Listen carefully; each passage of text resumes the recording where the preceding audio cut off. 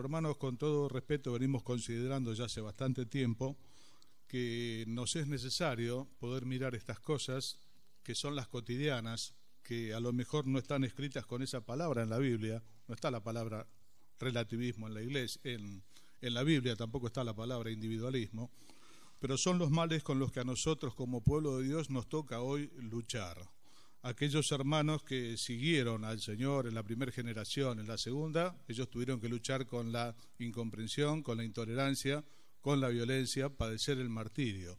Hoy nosotros no luchamos con ese tipo de cosas, pero estamos luchando contra estos males de una sociedad que está enferma. Hermanos, tenemos que nosotros, pueblo de Dios, mentalizarnos que vivimos en medio de una sociedad, tanto en Argentina como en todo Occidente, que está profundamente enferma, que todos los días se evidencian los signos de su enfermedad con estadísticas que abruman a cualquiera que lo pueda leer. No podemos nosotros como Iglesia de Dios abstraernos de la realidad en la que nosotros vivimos. El domingo, 2 domingos anteriores decíamos que nosotros, si fuésemos enviados a otra cultura, tendríamos que conocer el idioma, conocer las costumbres. Esto sería esencial para alcanzar a esas personas. Esto lo sabemos todos. Ahora, nuestro desafío se duplica en cuanto nosotros somos enviados a nuestra propia cultura. Y hermanos, yo se lo digo con todo respeto, ni nosotros nos damos cuenta hasta qué punto esa cultura a la que somos enviados nos ha invadido a nosotros, pueblo de Dios, previamente. Yo le decía que es una pelea en la que estamos perdiendo por puntos. Cada vez avanza más. Los males son los de siempre, no hay nada nuevo, hermanos, debajo del sol. Solamente que los ciclos de las sociedades se van sucediendo a lo largo de los años. Por eso decía Salomón, ¿qué es aquello que fue? Sino ya lo que fue hecho es lo que es. No hay nada nuevo debajo del sol. Pero nosotros estamos viviendo un ciclo en el cual tenemos que entender las señales de los tiempos. El Señor le dijo, cuando ustedes ven que el cielo está rojo, dicen mañana va a ser buen tiempo. Saben darse cuenta de la señal del tiempo y no se dan cuenta de las señales de este tiempo. Allá por el primer siglo de la iglesia ellos tuvieron un problema. El problema era el judaísmo. ¿Qué significa esto? Que aquellos judíos que recibieron el evangelio lo hicieron, pero les costó mucho entender que muchas cosas de aquella antigua religión y costumbre y cultura no tenían lugar hoy en la iglesia de Dios. Para eso fue muy fuerte. Y el apóstol Pablo, de parte de Dios, escribió una carta que es Gálatas. Toda la carta de Pablo a los Gálatas está destinada a hacerle entender que todas aquellas cosas son sombras de algo que habría de venir, que el Señor es la respuesta de Dios a las inquietudes de todo ser humano. Hace muchos años cantábamos, Cristo es la respuesta. Cristo es la respuesta a todo interrogante de todo ser humano.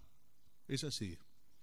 A ellos les costó mucho entenderlo. Y muchos maestros procuraban que esa tradición judía siguiese viviendo en la iglesia. Bueno, esto no es posible. Una carta, Gálatas. En momentos entró el gnosticismo, la ciencia, la falsamente llamada ciencia a la iglesia. Se escribió otra carta, Colosenses. Hermanos, yo creo que Dios llevó a aquellos siervos a escribir sobre las necesidades del pueblo de Dios. En un momento hay una iglesia que tiene muchos interrogantes. Es la iglesia en Corinto y escribe una carta al apóstol Pablo, se supone que no se conservó, donde le pregunta acerca de muchas cosas. Y Pablo le tiene que decir cómo es la cultura de Dios, porque ellos viven una cultura totalmente distinta, una cultura helénica, griega, con un pensamiento totalmente distinto al pensamiento de Dios. Prácticamente desde allí de donde nace lo que nosotros hoy conocemos como el relativismo, si bien vamos a ver que es tan antiguo como el Jardín del Edén. Pero entre los griegos surgieron los sofistas, los que dijeron, ¿y por qué esto es así? Todo esto, decíamos, recrudeció a mitad del siglo pasado. Nosotros esto no podemos dejar de verlo si queremos entender nuestros tiempos. Hermanos, yo le decía a algunos hermanos que estuvieron ese domingo, yo no quisiera que esto sea una charla de sociología. Decía el apóstol Pablo, no me envió el Señor a bautizar, sino a predicar a Cristo. No, que el Señor nos libre de volvernos a un montón de palabras, a la vana palabrería, ¿no? Por eso le decía que me hace tanto bien tener un capítulo, apoyarme en ese capítulo y predicar el capítulo, me da mucha seguridad. Pero hermanos, necesitamos mirar las cosas con las cuales nosotros hoy tenemos que luchar y responder. Hoy no se discute la encarnación del Señor Jesús, decíamos, es un tema que está aceptado. Pero como veíamos el otro domingo, está creciendo cada vez más el individualismo, el que le dice al hombre, sos vos y nada más. Cuando decíamos recién que Cristo es la respuesta, es Cristo y nada más. Decía el Señor Jesús, en aquel día, cuando Él venga, no me van a preguntar nada. Hermanos, el solo hecho de ver al Señor será para nosotros la respuesta de todas nuestras inquietudes, ansiedades, le veremos tal como es. El Señor es la respuesta. Sin embargo, hubo un planteo muy fuerte en la cultura nuestra, aquí inclusive en Argentina, que empieza a decir otra cosa, una revolución cultural muy importante, que nosotros no podemos dejar de mirar porque nos afecta, aun cuando nosotros no nos damos cuenta, porque estamos sumergidos, hemos crecido en esa cultura. Entonces es muy difícil darse cuenta de los errores propios, a lo mejor en los que uno vivió tanto tiempo, porque estamos acostumbrados, no entendemos que esté mal. Necesitamos confrontarlo con la cultura de Dios. La palabra del Dios nuestro es la única que permanece para siempre. Debajo del sol, decíamos, transcurren las culturas. Hoy serán los griegos en su momento, el apogeo, y después vinieron los romanos. Un pueblo más brutal, un pueblo más sencillo, pero estableció su poderío, su derecho romano, su cultura. ¿Qué es lo que estamos viendo hoy? Que muchas de aquellas cosas viejas, como el jardín del Edén, hoy vuelven a surgir. ¿Qué significa esto? El relativismo es aquel que acuñó la frase que dijo, las cosas son según el color del cristal con que uno la mira. Conocida la frase, ¿no? A veces cuando se escucha algo dice, bueno, depende del color del cristal con que uno lo mira. ¿Qué significa esto? Que lo que para vos puede ser bueno, para mí puede ser malo. Y lo que para mí puede ser malo, para vos puede ser bueno. Hermano, el relativismo es un ataque diabólico que se presentó en el jardín del Edén cuando dijo la serpiente a la mujer, con que Dios os ha dicho. Dicho de otra manera, ¿será así? ¿Será para tanto que no pueden comer de ningún árbol? Hermano, el relativismo es el esfuerzo del diablo tomado por el hombre para destruir lo absoluto de Dios. Y Dios es absoluto, no es relativo. Dios es absoluto, no es relativo. Yo entiendo que las personas que no conocen al Señor piensen de esa manera y de otras maneras más, pero no así entre nosotros. Nosotros debemos ser absolutos en Dios como Dios es absoluto. Y a veces cuando queremos tomar posturas absolutas en Dios, hermanos, porque es verdad que hay cosas que son opinables, que hay cosas que son de práctica o de cultura. Pero en aquellas cosas que son de Dios, hermanos, como decían los antiguos, a la ley hay que remitirse y al testimonio. Y quien no diga conforme a esto es porque todavía no se despertó. Este es el parámetro. Hermano, no tenga miedo. Hoy a las personas que sostienen posiciones radicales en Dios se les llama fundamentalista. A mí no me cae mal que me digan fundamentalista. Lo que pasa es que hoy se llama fundamentalistas a los terroristas, aquellos que ponen bombas o se detonan en un micro y matan mujeres y chicos. No son fundamentalistas, son locos, son hijos de vuestro padre el diablo. No han entendido que Dios no está en esa guerra santa, que eso es una locura y es una manifestación diabólica. Si eso es ser fundamentalista, nosotros no somos fundamentalistas. Somos fundamentalistas en la medida que sostenemos los fundamentos de Dios. Nosotros creemos en Dios.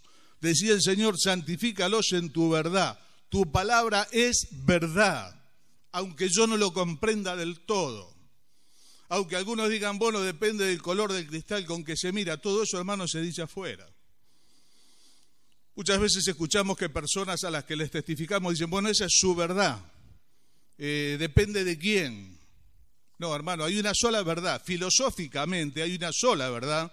Si no, lo demás no sería verdad. Una sola, no hay muchas verdades. Hay una. Y de hecho dijo el Señor Jesús, yo soy la verdad. Hermano, ¿por qué queremos tratar de estos temas? Porque lamentablemente esto se ha ido metiendo y nos ha transformado en relativistas a los cristianos. Este es el problema. A mí no me preocupa que la gente no sepa a dónde va. Me preocupa cuando nosotros estamos confundidos o el espíritu de esa relatividad se apoderó de nosotros y a veces ante cosas que son de Dios, tal vez no lo digamos, pero en el fondo del corazón pensamos, bueno, a lo mejor no es tan así. Bueno, a lo mejor para vos es así, para mí no es así. Hermano, lo vuelvo a decir, hay cosas que son opinables. Allí en Romanos capítulo 14, algunos hermanos comen vegetales, otros comen carne. Y uno dice, ¿cuál es el problema? ¿Hay vegetarianos y no vegetarianos? No, el problema era mucho más profundo. Era que la carne de esos animales se había ofrecido a ídolos paganos. Como eran tantos, se vendía en la carnicería. Pablo entendía que se podía comer, que un ídolo no significa nada, pero muchos hermanos tenían problemas de conciencia y decían, ese animal posiblemente fue ofrendado a un ídolo, yo no lo voy a comprar, yo no voy a comer, es más, voy a comer legumbres. Hermano, no es una tontería. El profeta Daniel lo hizo también. Por no contaminarse con la comida del rey, él entendió que era mejor comer legumbres y Dios lo bendijo. Dice que tenía un aspecto mucho mejor que los otros, se le encontró 10 veces mejor. No era un cerrado, cualquiera diría, este es un cerrado, este es uno que come legumbres. No, hay cosas que son opinables, pero hermanos, hay cosas que son de Dios. Y nosotros tenemos que remitirnos a la ley y al testimonio.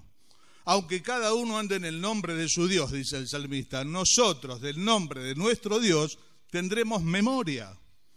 Hermanos, tenemos que ser absolutos, no tenga miedo de ser absolutos, siempre y cuando lo sea en la palabra de Dios.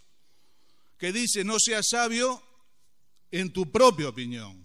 En tu propia opinión, en mi propia opinión, hermanos, no seamos absolutos, no seamos sabios porque hay cosas que son opinables, es verdad. Pero las cosas que son de Dios, hermanos, permanecen para siempre. Aunque los hombres digan lo contrario. Ya hace 1 siglo y pico, 2 siglos, Friedrich Nietzsche dijo, Dios ha muerto. ¿Sabe cómo termina la frase? Parece que lo mataron los hombres. Dios ha muerto. Y esto dio el puntapié inicial para empezar todo este sistema donde todo es posible. Esto es una locura. El relativismo es una utopía. Es como sacar los semáforos, sacar las barreras, sacar las marcas de la ruta que son tan importantes y decir todo es posible. Esta puede ser la izquierda o esta puede ser la derecha. No, hermano, en la ruta no puede haber esos cambios. Esta es la izquierda y esta es la derecha. Y cuando uno lo quiere cruzar, es posible que se encuentre con la desgracia de un camión que viene de frente, porque no entendió su relativismo. El relativismo es una estupidez en sí mismo, es insostenible. Si fuese verdad, tampoco existiría el relativismo, porque sería relativo lo que ellos piensan. Hermano, el relativismo es algo que nace en el corazón del diablo, pretendiendo romper lo absoluto de la palabra de Dios, pretendiendo quitarle a Dios la autoridad, con que Dios ha dicho, ¿quién es Dios? Dicho de otra manera. Dijo un hombre muy brutal en la Biblia, ¿quién es David? Para que yo le sirva. Estos hombres en un ataque de soberbia dijeron, Dios ha muerto. Ya no hay bueno ni malo, todo es relativo. Todo depende del color del cristal con que lo miren, hasta que le maten al hijo. Y el asesino diga que tenía motivos para hacerlo. Y ahí se le termina el relativismo a mucha gente. Ahí no es relativo, ahí quiere la pena de muerte para el que le mató al hijo. Se le terminó el relativismo, se le terminó la apertura, se le terminó todo. ¿Quiere justicia? Justicia es de Dios. El relativismo es un invento del diablo, pero está tomado por el hombre para poder pecar tranquilo. Hermanos, si aceptamos la palabra de Dios, tenemos que obedecerla. Si Dios existe, tenemos que preguntarle qué quiere. Y el hombre quiere pecar tranquilo, entonces dice, Dios ha muerto. Y dice el Salmo 14, es un necio. El necio dice en su corazón, Dios ha muerto. Lo dice en su corazón, no lo dice a viva voz. Dios se murió. Pequemos tranquilos. El sol no está. Es un infantilismo, hermano. Dios traerá toda obra, sea mala o sea buena. Dios es eterno. Desde donde sale el sol hasta donde se pone. Hermano, ¿cómo me bendice lo absoluto de Dios? Yo lo necesito para mi vida, que es muy frágil. que se descamina con mucha facilidad. Necesito saber cuál es la izquierda y cuál es la derecha. No es verdad que todo es igual, no es verdad. Dice el Salmo 13, si fueren destruidos los fundamentos, ¿qué ha de hacer el justo? Hermano, el problema de la filosofía es que lo supone todo, no está segura de nada. Y alguien dijo una vez, el final de la filosofía es saber que tenemos que creer. Hermano, es soberbia. Es soberbia, es decirle a Dios, yo no creo que sea tan bueno, yo no creo que sea tan malo, yo tengo mi opinión. Imagínese usted, la vasija de barro contendiendo con el alfarero. Es una locura, es de hombres necios que creen que con la afirmación lograrán una vida mejor. Volvemos a lo mismo, ¿cuál es el problema? El problema, hermanos, es que nos contagia. Decía el Rubén Migueles, el querido, no lo olviden nunca en las oraciones que las necesita, el problema del mal no es cuando nos golpea, el problema del mal es cuando nos contagia.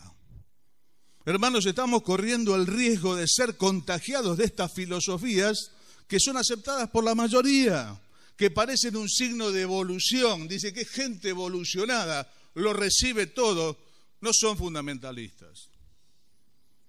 Y aún en los ámbitos evangélicos, cuando alguien sostiene algo con convicción, ¿saben qué dice? Este es legalista. Dice, estos hermanos son legalistas. Nosotros estamos en un lugar de mayor apertura, donde todo puede ser. Todo puede ser. Y nadie pregunta, no hermano, todo no puede ser. El que comete adulterio es falto de entendimiento, dice la Biblia. Corrompe su alma el que tal hace. Se terminó. En el principio creó Dios los cielos y la tierra. Toneladas de científicos que suponen, ¿qué supone si no sabe? ¿Qué supone si no estuvo ahí? Si no llama a las estrellas por su nombre. Le dice Dios a Job, ¿tenés vos un brazo como el de Dios? Entonces vení y conversamos de creacionismo. Job capítulo 38 y 39, hermosos capítulos. ¿Tenés un brazo como el de Dios? Vení entonces hablemos. No, hermano, Dios es maravilloso y Dios es absoluto. Y dice, ay de las que a lo malo llaman bueno y a lo bueno malo, que ponen lo dulce por amargo y lo amargo por dulce. Es una perversión diabólica, hermano, diabólica, que lo saca al hombre de la obediencia al terreno de los argumentos. Vamos a leer el capítulo 3, brevemente, es muy conocido, de Génesis.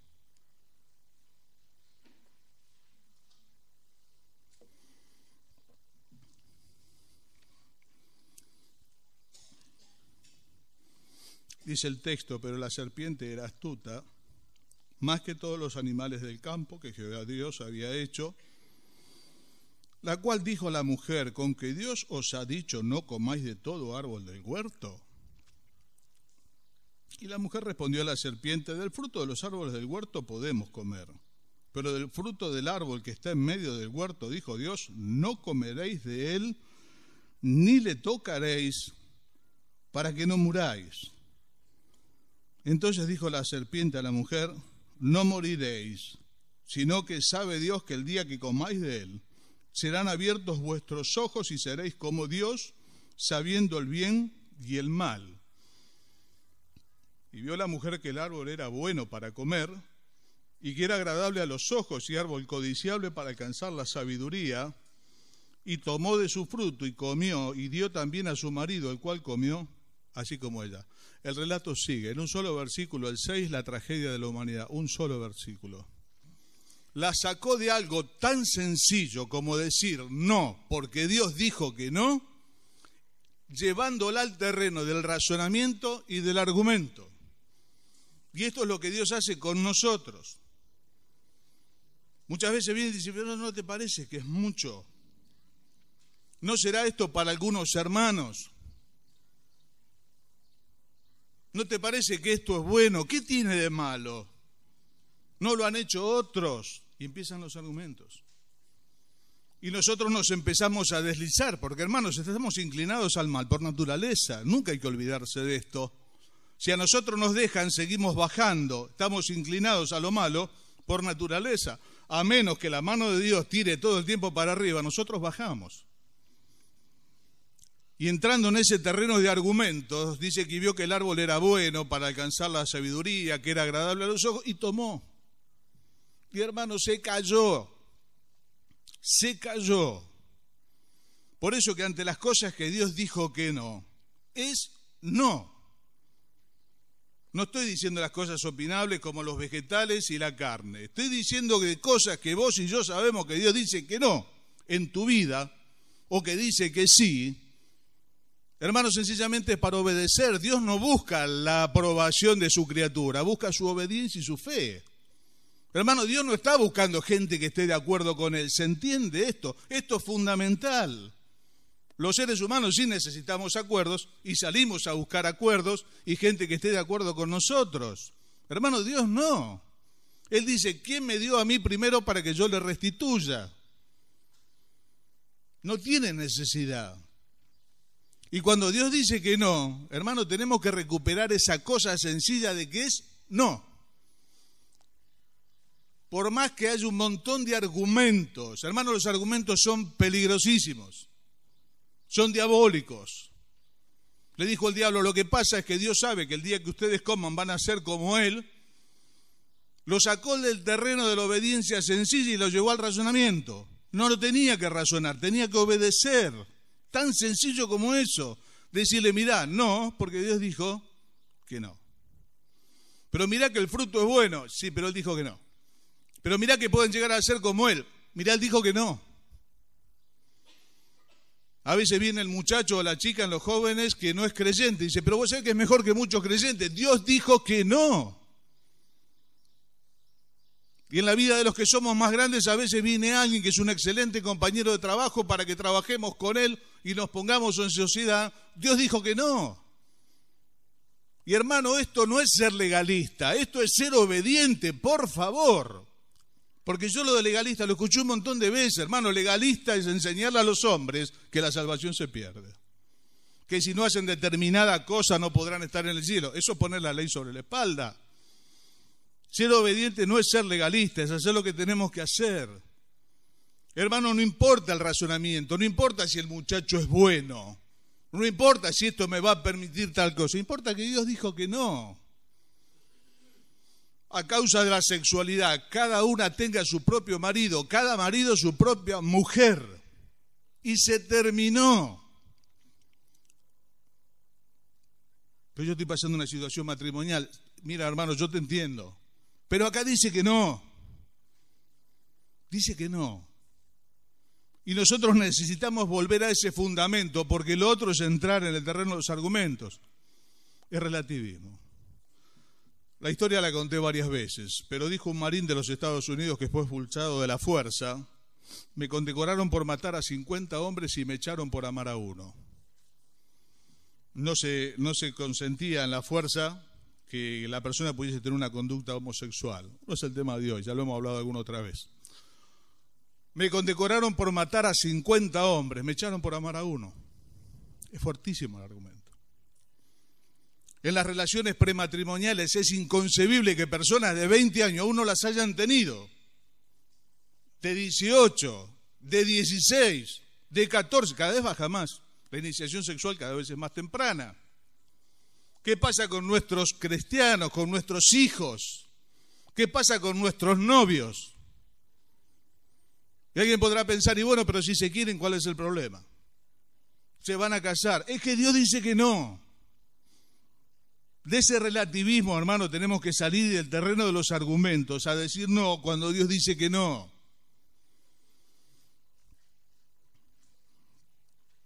Del relativismo nació un hijo. Y ese hijo es la permisividad. Es otro mal que azota nuestra sociedad. La sociedad en la que nosotros vivimos, especialmente latinoamericana, es indisciplinada en gran manera.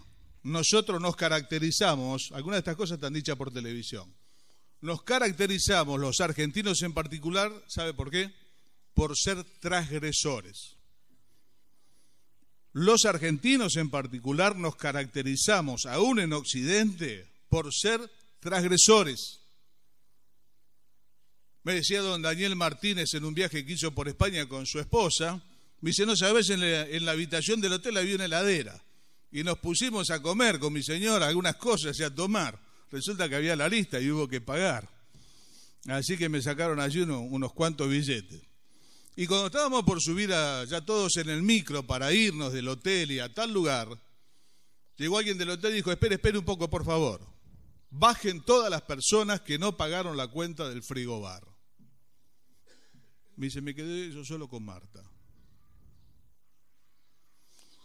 Esto habla de la transgresión y de la picardía en especial que tenemos acá. Lamentablemente, por eso le va tan mal a Argentina en particular como le va.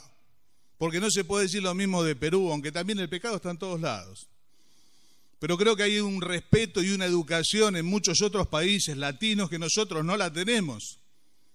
Yo veía el rescate de Chile y saludaban a un muchacho muy joven, don fulano, ¿qué va a hacer? Le decía. Yo entiendo, pues es una formalidad, pero creo que les queda algo de un respeto que nosotros perdimos en Argentina totalmente. Somos transgresores, socialmente hablando. ¿Se pega esto a la iglesia? Sí, hermano, pues nosotros somos la sociedad. Y la permisividad es peligrosísima en las cosas de Dios. Igualmente al país le va mal. No son cristianos, igual le va mal. Porque la palabra de Dios no puede ser quebrantada. Sea usted creyente o no sea creyente, al país igual le va mal. ¿Por qué? Porque es transgresor, es pecador. Por eso tenemos las autoridades que tenemos, que son tan descaradas. Pero hermanos, salen de la sociedad, me dijo alguien una vez, nosotros los políticos no los traemos de otro país, son de acá. Ese es el problema. Es la sociedad misma. La permisividad. ¿Qué es la permisividad? Bueno, esto viene de la mano con el relativismo. Si no hay ni bien ni mal, diría Pablo, si los muertos no resucitan, si la verdad de Dios es mentira, comamos y bebamos que mañana moriremos. Cada uno como le parezca mejor. Si a vos te gusta así, hacelo así. Si a mí me gusta así, lo hago así. Y si a él le gusta así, lo va a hacer así. Este es el enfoque. Y hermano, ¿qué pasa en el pueblo de Dios? Esto es lo que a nosotros nos importa, que muchas veces pasa lo mismo. Y hermano, perdemos de vista que nosotros, además de ser hijos, somos siervos. Decía el Señor Jesús, mi comida es hacer la voluntad del que me envió y que yo termine su obra. Me temo que muchos de nosotros somos siervos emancipados. ¿Por qué? Porque también funciona el sistema, parece, de que esa voluntad. Lo va a hacer si quiere. A lo mejor se va a dar permiso. Hermano, ¿sabe quién se dio permiso? Yo le voy a mencionar 2 personas solas en la Biblia, hay muchas más, pero hay 2 personas que se dieron permiso. Para ver lo grave que es el tema de los permitidos. Son buenos en la dieta, ¿no? Pues no se puede hacer dieta siempre, comer verdura siempre, no se puede. A veces tiene que haber un permitido, que puede ser el cumpleaños de alguien. Pero en las cosas de Dios, hermano, a veces el permitido sale carísimo. Y si no, que se lo pregunten al rey David, el día que se quedó en su casa cuando los reyes salían a la guerra. Es un permitido. Hace muchos años comentaba este pasaje Guillermo Regato, que está en la costa, que llegó bien, pero llegó como a las 12 de la noche, ¿no? Por la demora del viernes, de nuestros piquetes. Otra transgresión más, no son inventos nuestros, son franceses. Decía Guillermo, el rey David se cayó, no cuando era joven, el rey David se cayó cuando era viejo, cuando ya estaba mayor, se relajó, se permitió. Cuando todos los reyes salían a la guerra, él se quedó en la casa. Todos sabemos cómo sigue la historia. Vio a una mujer desde la terraza, no era la de él, la mandó a traer, tuvo relaciones con ella. Una catástrofe en la vida del rey David.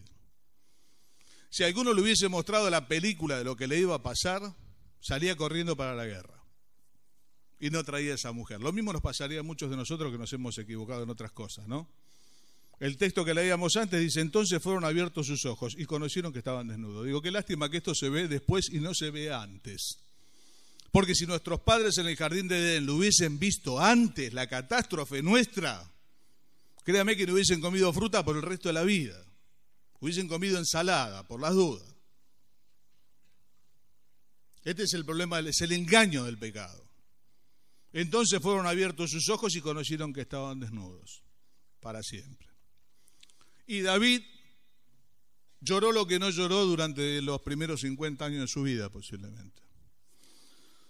Hermano, al hijo le pasó lo mismo. Dios tenía instrucciones para el rey.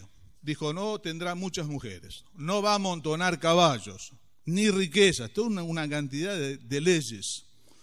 Dice que el rey Salomón tuvo 1050 mujeres, 700 esposas y 350 concubinas. Se ve que para él era relativo lo de que no tendrá muchas mujeres y muchos caballos. Hermano, este es el problema. Cuando uno se saca el lápiz de la oreja, para decirlo de una forma que se entienda, y dice, mira, esto me parece mucho, esto no y esto no. El problema de los creyentes no es que no obedecemos, el problema es que obedecemos a medias y a los fines prácticos. Es como si no obedeciésemos. Es un autoengaño. Salomón dijo, me parece que esto es mucho. Es imaginario el diálogo, ¿no?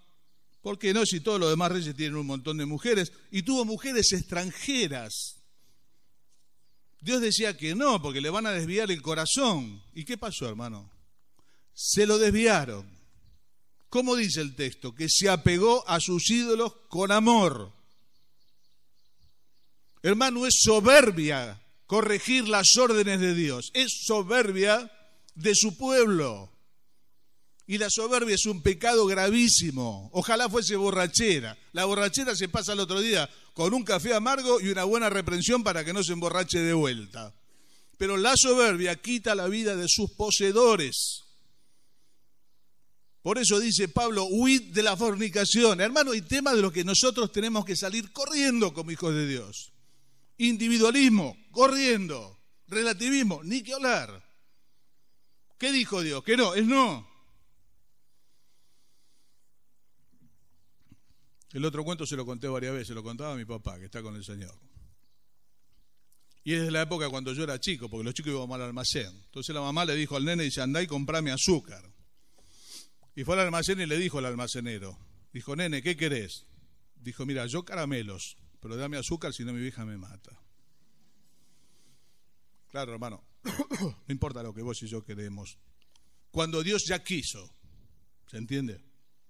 Porque Dios es bueno, hermano, nosotros nos da cosas maravillosas. Él es el buen Padre, que sabe dar cosas mejores que nosotros somos padres malos. Pero cuando Dios ya quiso, cuando Él ya dijo que no, hermano, es no. Es no. Las indulgencias son para los demás, no para nosotros. La indulgencia es buena para cuando se tiene con el otro, no con uno mismo. Normalmente es al revés. Somos indulgentes con nosotros mismos y somos implacables con los demás. A veces se dice, no, es un tipo muy recto. A lo mejor con los demás, con él no. Hermano, las indulgencias son para los demás. Y nosotros sepamos que nos puede costar caro. La permisividad. Termino con esto que la hora se fue. Hay otro renglón donde la permisividad es peligrosísima. Es en la crianza de los hijos. Lo digo a los que los tienen chicos, habiéndolos yo tenido y todavía siendo chicos, pero habiéndolo visto en tantos lados. Cuando el padre es permisivo, el hijo es un desastre. Y el problema de los hijos normalmente somos los padres. No hay que darle más vuelta a esto. Yo entiendo que hay excepciones. Uno dice, mira, Samuel los crió en el temor de Dios, lo que vos quieras, y los hijos fueron un desastre. Son excepciones, pero normalmente el problema de los hijos somos los padres. Y cuando los padres somos permisivos, primero con nosotros mismos, el chico lo sabe. Y esto mismo se traduce a la vida de él. No digo que no seamos amorosos con los hijos, que es otro tema. Digo que no seamos permisivos en lo que le puede hacer mal. Y no seamos permisivos con nosotros mismos, hermanos. Sepamos que cuando nosotros, por decir, y lo decimos tantas veces, y perdonen, hermanos, sinceramente perdonen, pero a lo mejor tiene que ver con cargas y preocupaciones que llevamos los pastores. Cuando nuestros hijos nos ven quedarnos y no ir a la reunión por cualquier cosa, no espere que el día de mañana su hijo se congregue, hermano. No lo espere. Si usted se hace un poco de frío, se queda. Si está cansado, se queda. No se dé permiso, hermano, tan seguido. Yo no me tengo que dar permiso. Pablo dice, yo hago esto, yo golpeo mi cuerpo y lo pongo en servidumbre. Dice, ¿qué tipo legalista? No, hermano, es el consejo de Dios. ¿Cómo va a decir que Pablo es legalista? ¿Cómo va a decir que es un fundamentalista loco? Es la palabra de Dios. A veces hay que golpear al cuerpo y ponerlo en servidumbre, porque no quiere. No sé el suyo, el mío vuelta a vuelta no quiere. A veces no quiere ni las cosas buenas. Pablo dice, yo golpeo mi cuerpo y lo pongo en servidumbre, no siendo que habiendo sido heraldo para otros, yo mismo venga a ser eliminado. No sea que habiéndole enseñado a tanta gente, yo mismo venga a ser reprobado, porque me di permiso. Fui permisivo. Elí fue permisivo con sus hijos, el sacerdote de Dios. Tenía 2 hijos, eran 2 desastres, Ofni y Fines. Era permisivo. Los hijos murieron jóvenes, hermanos. Estaba leyendo el otro día un concepto que dijo, procurá que hasta los 10 años tus hijos te admiren, hasta los 20 te amen, y por el resto de tu vida que te respeten. No era de la Biblia, y si le digo de dónde viene el pensamiento, pues ahí se va a agarrar del banco. Pero no es tan descabellado. Procurá que hasta los 10 años te admire, que hasta los 20 te ame, y por el resto de la vida te respete. Pero para esto nosotros tenemos que ser ejemplo. Sí, hermano, sí. Dice el Señor, el discípulo no es mayor que su Señor, ni el siervo es más que su maestro. ¿Qué vamos a hacer, hermanos, con estas cosas? Relativismo, veneno. Cuando el diablo venga y te diga, che, ¿no te parece que será mucho? No estoy hablando de vegetales, ¿entiende? Y de carne, estoy hablando de lo que Dios dijo que no. Hermanos, no. ¿Por qué no? Porque Él dijo que no. Pero yo tengo necesidad, pero Dios dijo que no. Cuando venga la permisividad, hermano, tened cuidado. Gente más grande que nosotros, espiritualmente hablando, se cayó. El rey David y su propio hijo, el hombre que escribió Proverbios, terminó en un estado lamentable. Yo tengo mucho miedo. Hay mucha gente que empezó bien y terminó mal, hermano. Haber llegado a esta altura de la vida no significa llegar bien. Por eso le decía, hermanos, el otro día de mi cumpleaños, si se acuerdan, oren para que pueda llegar a la otra orilla con gozo. El Señor es poderoso para guardarnos sin caída, pero a esta edad se cometen grandes errores. Uno se empieza a dar permiso, se empieza a aflojar, ya estamos llegando, ¿no? Como quien dice, levanta los remos, vienen los problemas. Hermanos, oremos unos por otros. Que el mundo piense como quiera, lamentablemente no lo podemos parar, pero que no sea así entre nosotros, que seamos fundamentalistas en el buen término de la palabra, a la ley y al testimonio. Oh, cuánto amo yo tu ley, no hay algo que me importe más en la vida, diría David. Es así. ¿Qué vamos a hacer con el cuerpo cuando no quiera? Hermano, péguele. Lo dice Pablo, yo lo golpeo y lo pongo en servidumbre, como el Salmo 103, ¿no? Alma mía, bendice al Señor. Parece que le agarra la solapa y la acomoda, y no te olvides de sus beneficios. Hermano, el cuerpo a veces hay que golpearlo, ¿no? Si uno le pregunta qué quiere, por ahí quiere caramelos el cuerpo. Y Dios quiere azúcar. Y hermano, cuando nos mandan a comprar azúcar, ¿sabe qué bueno? Volver con azúcar, no con caramelos. Vamos a orar y implorar la gracia de Dios. Es muy difícil luchar contra estas cosas, hermano. Yo se las digo hoy, soy consciente que son un problema. No crea usted que yo he vencido. Pero estamos luchando con esto. Hoy no nos persiguen, hermano. Hoy no tenemos judaizantes que quieran entrar en la iglesia. No tenemos, gracias a Dios, no tenemos esos problemas. Estamos luchando contra esto. Individualismo.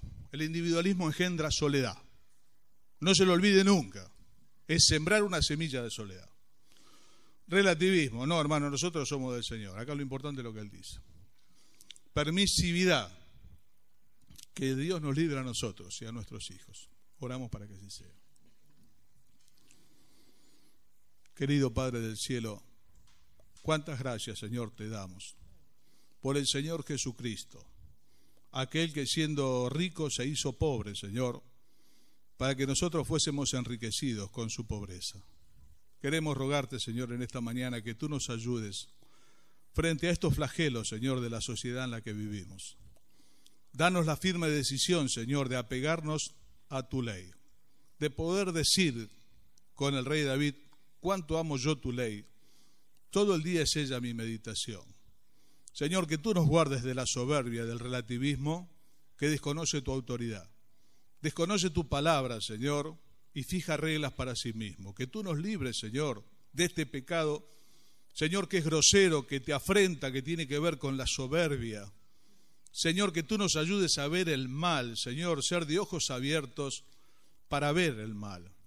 Señor, para que no nos contagie, te rogamos en el nombre del Señor Jesucristo, no ser contagiados, Señor, de estas plagas que vive la sociedad en la cual tú nos has enviado.